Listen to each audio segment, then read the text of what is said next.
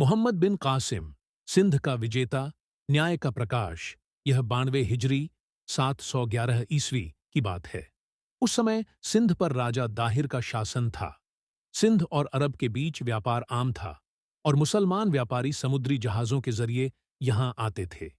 अत्याचार की पुकार एक दिन राजा दाहिर के आदेश पर समुद्री लुटेरों ने एक अरबी जहाज को लूट लिया। इस जहाज में कुछ मुस्लिम महिलाएं और बच्चे भी थे, जिन्हें बंदी बना लिया गया। बंदी महिलाओं में से एक ने पुकार लगाई, हमारे अमीर को खबर दो, मोहम्मद बिन कासिम हमें जरूर बचाने आएंगे। जब यह खबर खलीफा वलीद बिन अब्दुल मलिक तक पहुंची, तो उन्होंने अपने गवर्नर हज्जाज बिन यूसुफ को आदेश दिया, हम अपने मजलूम, अत्याचार सहने वाले भाइयों और बहनों को ऐसे नहीं छोड़ सकते। तुरंत सेना भेजो। मोहम्मद बिन कासिम की तैयारी हज्जाज बिन यूसुफ ने इस अभियान के लिए सबसे बहादुर और बुद्धिमान सेनापति मोहम्मद बिन कासिम को चुना। यह कोई साधारण योद्धा नहीं था।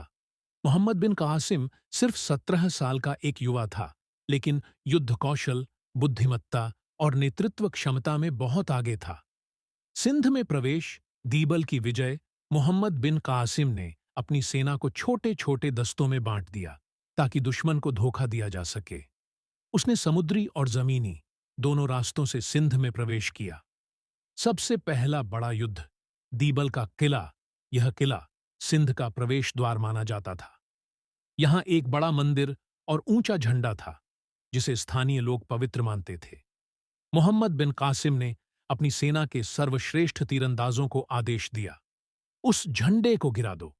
जैसे ही झंडा गिरा, दुश्मनों का हौसला टूट गया और दीबल किला फतह हो गया। सिंध में न्याय और दया। दीबल पर जीत के बाद मोहम्मद बिन कासिम ने अत्याचार की जगह न्याय और उदारता से शासन स्थापित किया। किसी के धर्म पर जबरदस्ती नहीं की गई। हिंदू, बौद्ध और मुस्लिम सभी को समान अधिकार दिए गए।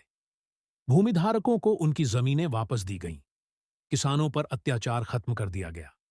यह देखकर सिंध के लोग उसकी दयालुता और न्यायप्रियता से प्रभावित होने लगे।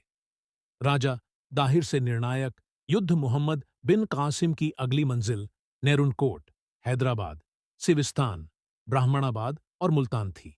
आखिरकार राजा दाहिर ने अंतिम युद्ध की तैयारी की। वह एक शक्तिशाली राजा था, लेकिन सत्य के सामने असत्य अधिक समय तक नहीं टिक सकता था।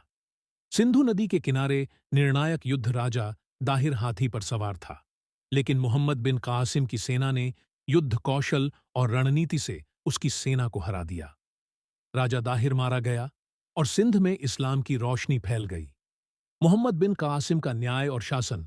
मोहम्मद बिन कासिम ने सिंध पर केवल तलवार से नहीं, बल्कि न्याय, दया और समझदारी से शासन किया। उसके कुछ प्रसिद्ध आदेश: एक, जो जजिया, एक विशेषकर, देगा, उसे अपने धर्म का पालन करने और स्वतंत्र रूप से पूजा करने का अधिकार होगा।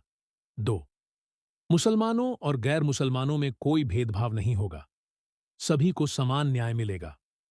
3, व्यापार को बढ़ावा दिया जाएगा और किसी पर अन्यायपूर्ण कर नहीं लगाया जाएगा। उस समय के अनुसार ये आदेश क्रांतिकारी सुधार थे, क्योंकि आमतौर पर विजेता शासक पराजित जनता पर अत्याचार करते थे। लेकिन मोहम्मद बिन कासिम ने न्याय के बल पर शासन किया। दुर्भाग्यपूर्ण अंत, लेकिन यह स्वर्ण युग ज्यादा समय तक नहीं चला। मोहम्मद बिन कासिम के शत्रुओं ने खलीफा के दरबार में उसके खिलाफ जहर घोल दिया।